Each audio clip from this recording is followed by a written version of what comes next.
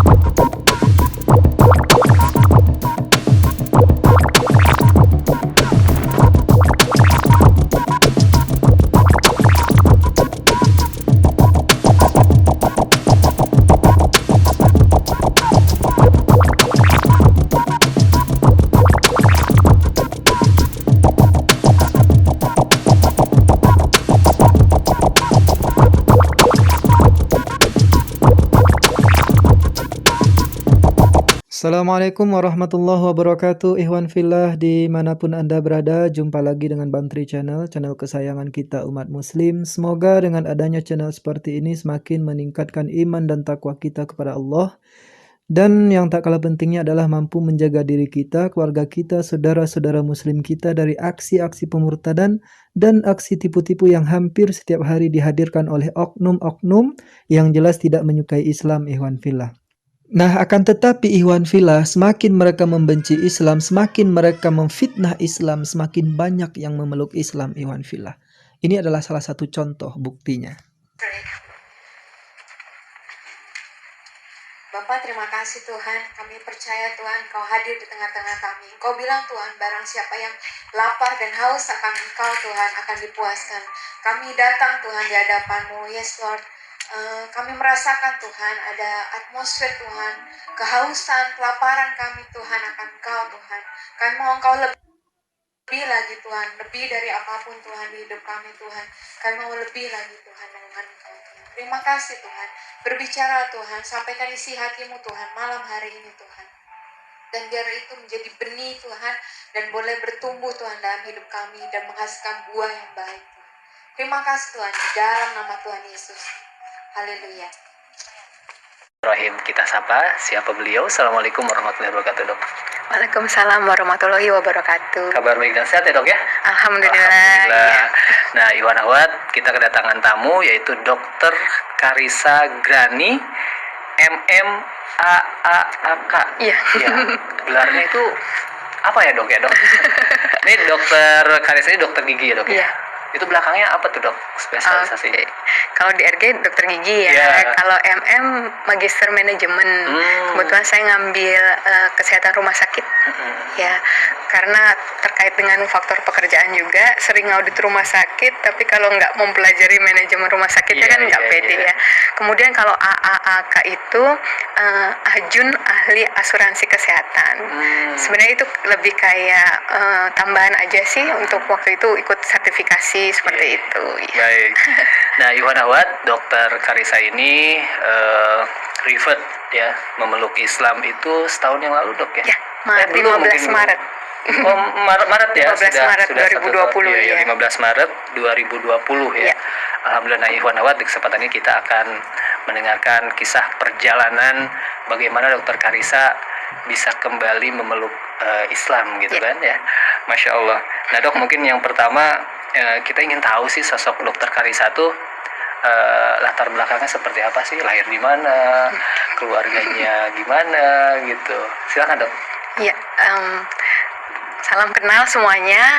Assalamualaikum warahmatullahi wabarakatuh. Saya bersyukur sekali, alhamdulillah boleh diundang ke sini. Perdana juga nih untuk sharing ini gitu ya, di hadapan media sih gitu. Nah, kalau latar belakang saya lahir 26 Juli 1984. Jadi mau 37 tahun ini. Dari kecil dibesarkan dalam keluarga Kristen. Kemudian saya 2010 menikah. Kemudian sampai saat ini dikaruniai 3 anak. Nah, mantan suami saya hamba Tuhan dulu ya. Kemudian apalagi ya biasanya identitasnya apalagi.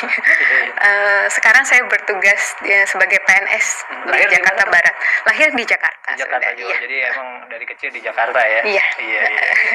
Baik nih Dok. Kalau pendidikan sekolah sampai kuliah juga di Jakarta. Enggak.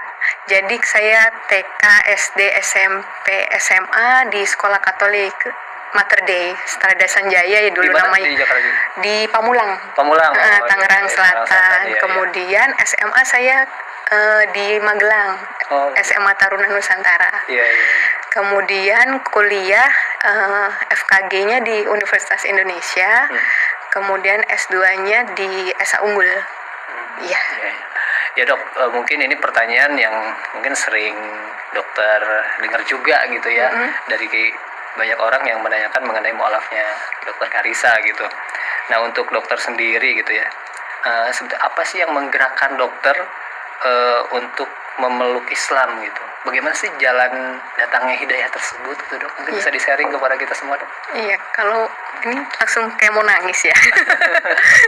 Karena memang benar sih kalau itu ya, kalau apa yang terjadi dalam hidup kita tuh memang sudah tertulis dalam Lauhul Mahfuz ya. Itu saya baru tahu juga setelah kembali ke fitrah Islam ini gitu. Saya nggak pernah berpikir untuk suatu saat saya akan berubah jadi Islam. Dengan latar belakang keluarga saya seperti itu, kemudian suami juga dari kecil sekolah Katolik ya mayoritas gitu. Kemudian dari suku juga kan nggak mayoritas adalah non Muslim gitu kan. Jadi nggak pernah ada dalam pikiran saya akan sampai saat ini gitu ya. Jadi suatu hari di awal bulan Maret itu, awal pandemi.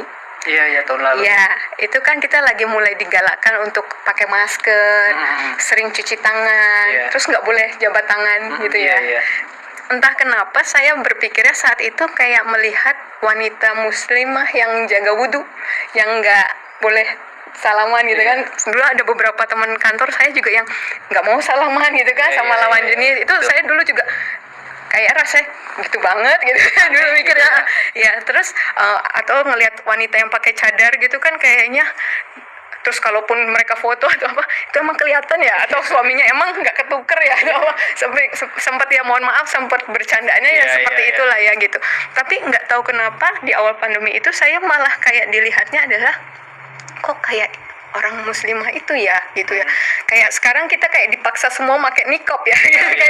kayak soalnya gitu ya. Sampai berpikir bahwa ini ajaran agamanya kok baik sekali ya, saya mikir. Apalagi saya dengan latar belakang medis kan, saya mikirnya saya lihatnya bukan saya jadi awalnya itu nggak belajar doktrin ajaran Islamnya gitu. Untuk belajar juga kan takut ya, jadi saya iseng browsing manfaat wudhu itu, saya manfaat gerakan sholat gitu, kenapa orang pakai niqab kayak gitu-gitu. Saya lihatnya yang sederhana gitu sih gitu. Saya lihat kok secara medis ilmiah bisa dibuktikan, tapi juga ajaran agamanya masuk gitu. Berawal dari situ sih, gerakan sholat kenapa gini, terus kenapa kakinya jarinya harus begitu ditekan, secara medis itu semua bisa dijelaskan gitu kan, secara ilmiah ya. Betul. Nah itu saya agak mulai kok gitu. Terus habis itu sempat ada lagi pertentangan di batin gitu.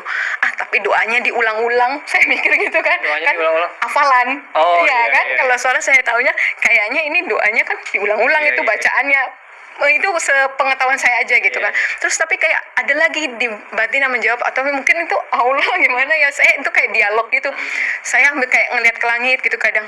tapi doanya kan diulang-ulang, kadang saya gitu. Terus kayak Allah jawab, bukankah emang bumi ini berputar dengan memang semua ada hitung-hitungannya. Saya tuh pernah tahu ada zikir 100 kali, ada berapa waktu saat itu ya, waktu saya non muslim, kok doa aja dihitungin 100 kali atau berapa gitu kali. Mas saya, apa bedanya dengan kalau cuma 3 kali atau apa gitu kan. Saya sempat gitu terus, tapi kayak di hati tuh ada yang bilang bahwa di bumi ini juga geraknya itu juga ada hitungannya semua. Coba 1 detik aja atau 1 hitungan salah aja ya berantakan gitu kan. Kayak kejawab gitu. Setiap ada saya ragu apa, kejawab, enggak lah, itu apa di lantai gitu kan. Sholatnya sembayangnya tuh ke lantai gitu, kayaknya kotor atau gimana gitu ya mikirnya gitu ya. Terus tapi saya mikir lagi, tapi itu kayaknya itu ya di hadapan Allah semua sama ya. Tapi waktu saya itu ngomong di hadapan Allah ya, di hadapan Tuhan kan emang semua manusia sama ya gitu kan, derajatnya sama ya. Itu mau kaya mau miskin semua di lantai kan. Nggak bisa milih kayak, mohon maaf, yang sebelumnya kan saya bisa duduk di kursi yang kalau pede bisa duduk di depan mungkin, yang ini duduk di belakang, yang di depan mungkin kursinya lebih bagus atau apa gitu. Ini nggak bisa, mau duduk di depan mau belakang ya tergantung kamu datang ya kan. Kita bisa paling depan yang laki-laki ya gitu kan. Gitu sih, saya awalnya kayak gitu. Terus udah mulai tuh kegalauan muncul gitu. Saya kalau diibaratkan kayak ada di persimpangan jalan gitu Mas, antara saya masih lakukan yang lama tapi kok kosong, ragu-ragu, ada keraguan gitu. Iya betul, saya nganterin anak ke sekolah minggu ya, terus habis itu saya ibadah sendirian gitu kan, di ibadah yang dewasa, tapi pulang tuh kayak ada yang apa gitu, kayak nggak seperti biasanya gitu. Tapi untuk melakukan yang cara Islam juga belum bisa, belum belajar gitu kan. Udah sampai akhirnya beberapa saat itu malah nggak ibadah sama sekali.